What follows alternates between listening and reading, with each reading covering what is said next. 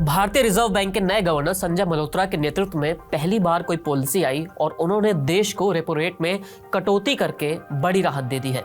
RBI ने repo में 25 basis point की कटौती का ऐलान किया है, जिससे अब रेपो रेट 6.50% से 6.25% पर आ गई है। रेपो में कटौती से अब सभी तरह के लोन सस्ते हो जाएंगे, खासकर होम लोन वालों को बड़ी राहत मिलने वाली है।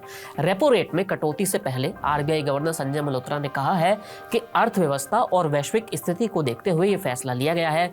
देश की इकोनॉमी इस वक्त मजबूत है और उससे बरकरार रखने के लिए केंद्रीय बैंक लगातार अपनी कोशिशें कर रहा है।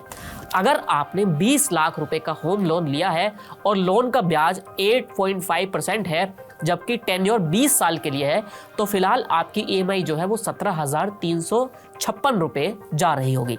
लेकिन आरबीआई के 25 बेसिस पॉइंट कटौती करने के बाद अब ये लोन का ब्याज हो जाएगा 8.25% और इस आधार पर आपकी जो ईएमआई है वो घटकर 17,041 रुपए हो जाएगी, यानी हर महीने आपके बचेंगे 315 रुपए।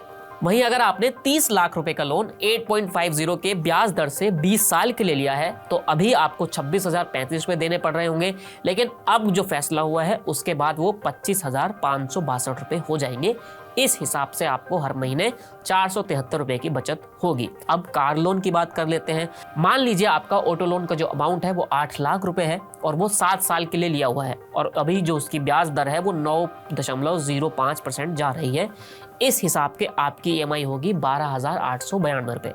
लेकिन अब जो फैसला हुआ है उसके बाद वो ईएमआई घट जाएगी 12,790 रुपए।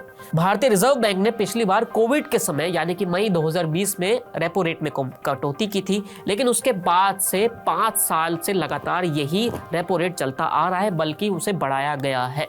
2023 में उसे 6.50 कर दिया गया था, जिसके बाद कोई बदलाव नहीं हुआ। लेकिन अब जिस तरह से अर्थव्यवस्था आगे बढ़ रही है और वैश्विक स्तर पर जो चीजें हो रही हैं, उसके बाद आरबीआई ने यह ठीक समझा कि अब कटौती कर दी जाए।